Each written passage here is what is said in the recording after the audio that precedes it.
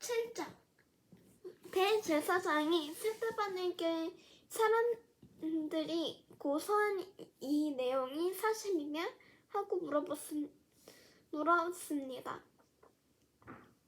이 말에 대해 스데반이 대답했습니다. 형제들이여, 그리고 우리 어르신들, 내 말을 들어보십시오. 우리 조상 아브라함이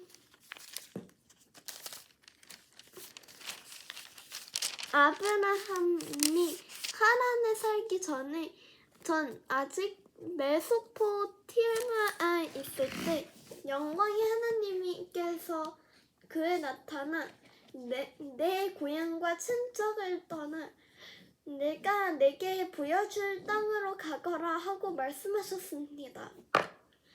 그래서 아브라함은 갈대아 땅을 떠나 하란에 가서 살았습니다.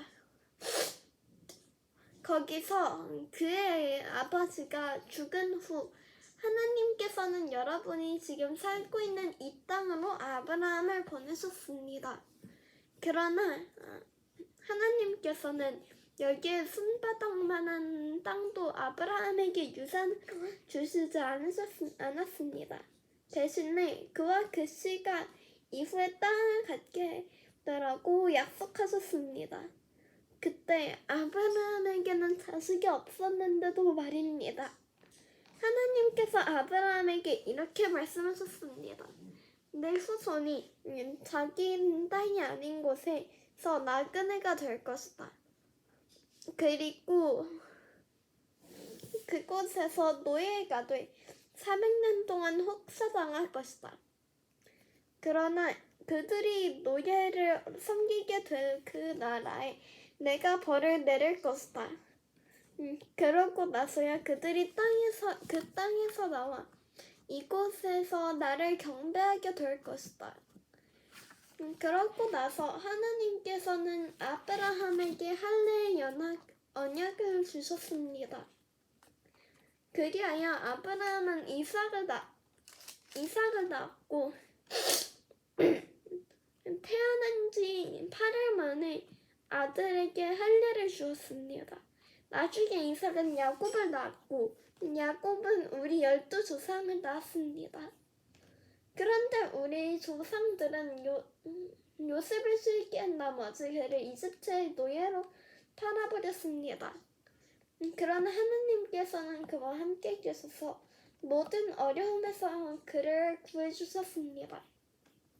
또 하나님께서는 요셉에게 지혜를 주셔서 이집트 왕 바로의 총애를 받게 하셨습니다.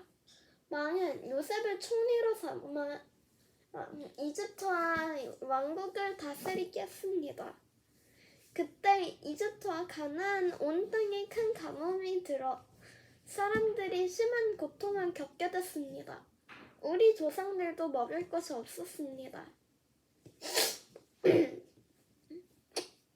야곱은 이집트에 곡식이 있다는 소문을 듣고 우리 조상들을 처음으로 그곳에 보냈습니다.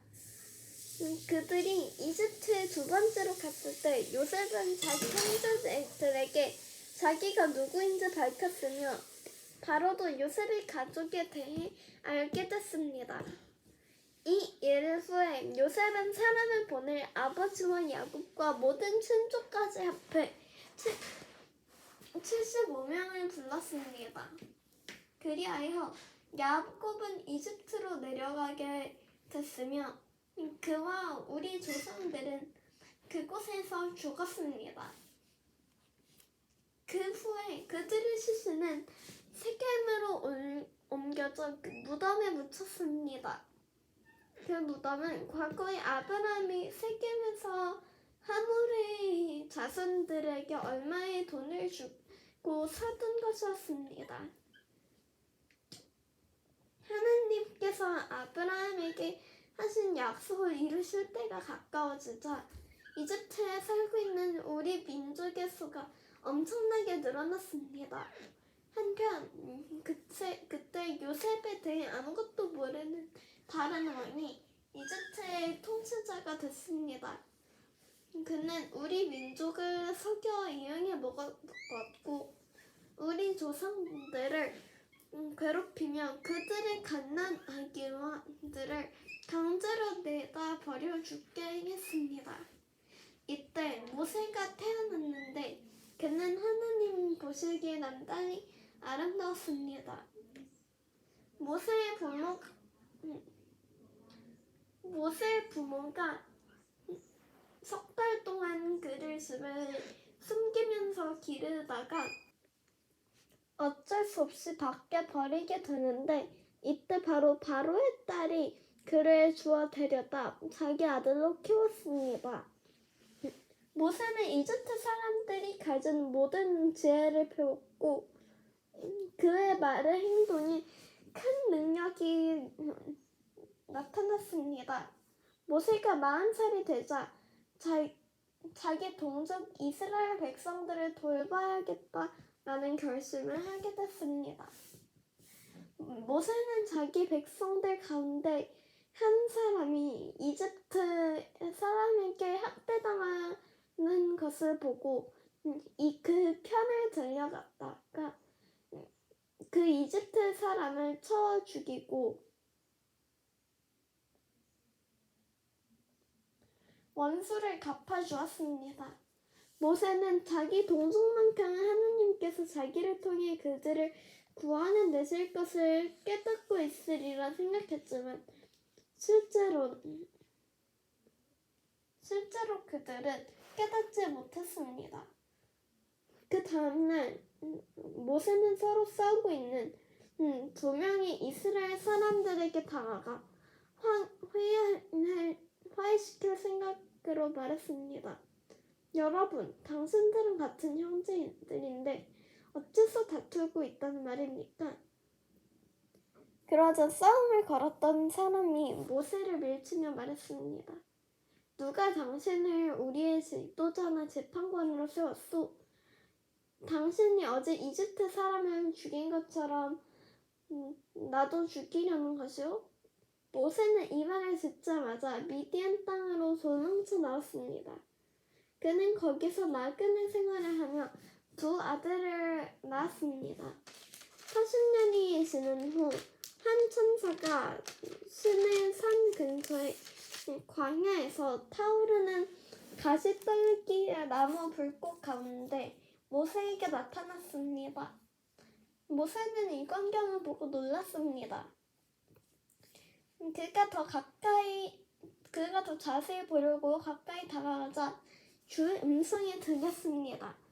나는 내 조상의 하나님, 곧 아브라함과 이삭과 야곱의 하나님이다.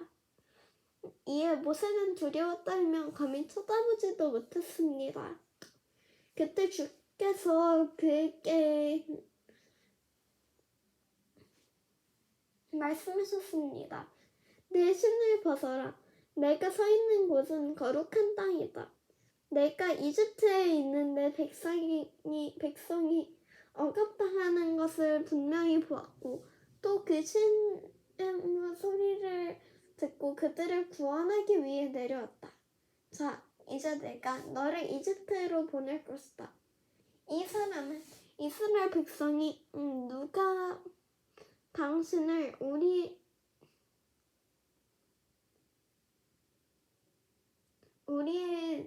지도자나 재판관으로 세웠소 라면서 거부하던 사람인데 가시떨기 불꽃 가운데 나타났던 천사를 통해 하나님께서 직접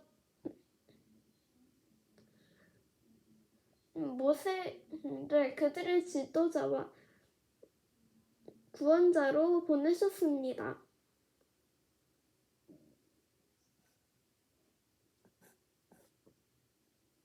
모세는 백성을 이집트에서 인도해 내면서 이집트 홍해 앞에서 그리고 40년 동안 광야에서 기적들과 표적들을 행했습니다. 이스라엘 백성에게 하나님께서 너희 백성 가운데 나 같은 예언자를 보낼 것이다 라고 한 사람이 바로 이 모세입니다. 그는 신의 산에서 말하던 그 천사와 함께 우리 조상들과 더불어 광야 교회에 있으면서 살아있는 말씀을 받아 우리에게 전해주었습니다.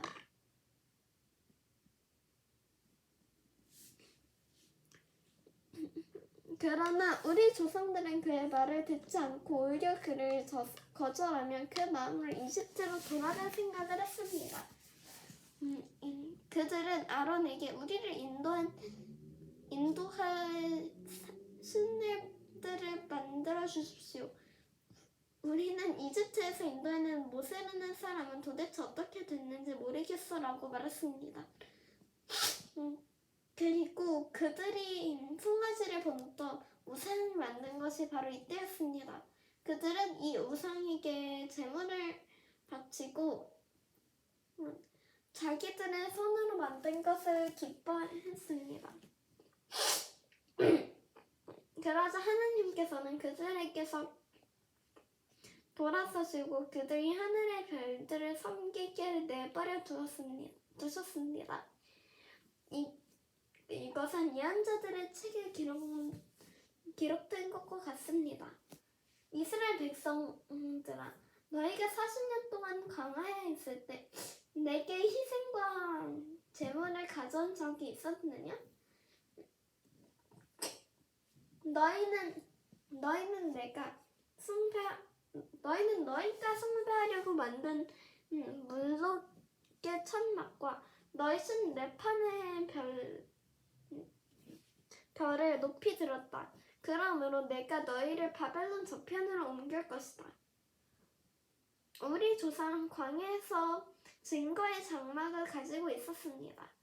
이것은 하나님께서 모세에게 지시하신 대로 그가 본 양식에 따라 그대로 만든 것입니다. 우리 조상들은 이 장막을 물려받아 하나님께서 우리 조상들 앞에서 쫓아내신 이방 민족들의 땅을 차지할 때에도 여호수아의 인도를 따라 그 장막을 가지고 가나안 땅에 들어갔습니다. 그리고 그 장막은 다윗의 시대까지 그 땅에 있었습니다. 다윗은 하나님의 은혜를 누린 사람으로 야곱의 집안을 위해 하나님의 처소를 짓게 해달라고 간청했으나 하나님을 위해 집을 지은 사람은 솔로몬이었습니다. 그러나 지극히 높으신 하나님께서는 사람이 지은 집에 계시지 않습니다. 이것은 예언자가 한 말과 같습니다. 주께서 말씀하시기를 하늘이 내 보좌이고 땅이 내 발판이다. 그런데 너희가 나를 위해 무슨 집을 짓겠느냐? 또 내가 쉴 만한 곳이 어디에 있겠느냐? 이 모든 것을 다 내 손으로 만들지 않았느냐? 목이 곧고 마음과 귀가 꽉 막힌 사람들이여, 당신들도 여러분의 조상처럼 계속해서 성령을 교역하고 있습니다. 당신들의 조상들이 핍박하지 않은 예언자가 있었습니까? 그들은 심지어 의인이 올 것을 예언한 사람들을 죽였고 이제는 당신들도 그 의인을 배반하고 죽였습니다. 당신들은 천사들이 전해준 율법을 받았으면서도 그것을 지키지 않았습니다. 그들은 이 말을 듣고 화가 치밀어 올라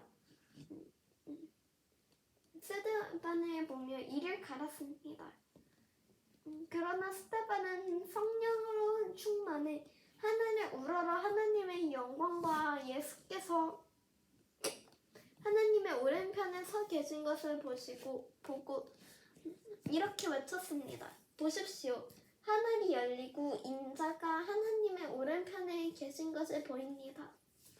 그러나 그들은 귀를 막고 목을 찢어져라 소리를 지르며 그를 향해 일제히 달려들여 그를 성 밖으로 끌어낸 후 돌을 던지기 시작했습니다. 한편 목격자들은 자기들의 옷을 벗어 사울이라는 청년 앞에 발을 두었습니다. 그들이 돌로 칠 때 스데반은 주 예수여 내 영혼을 받아주소서라고 기도했습니다. 그러고 나서 스데반이 무릎을 꿇고 큰 소리로 주여 이 죄를 저 사람들에게 돌리지 마소서 라고 외쳤습니다. 이 말을 끝낸 후 그는 잠들었습니다. 사울은 스데반이 죽게 된 것을 당연하게 여겼습니다.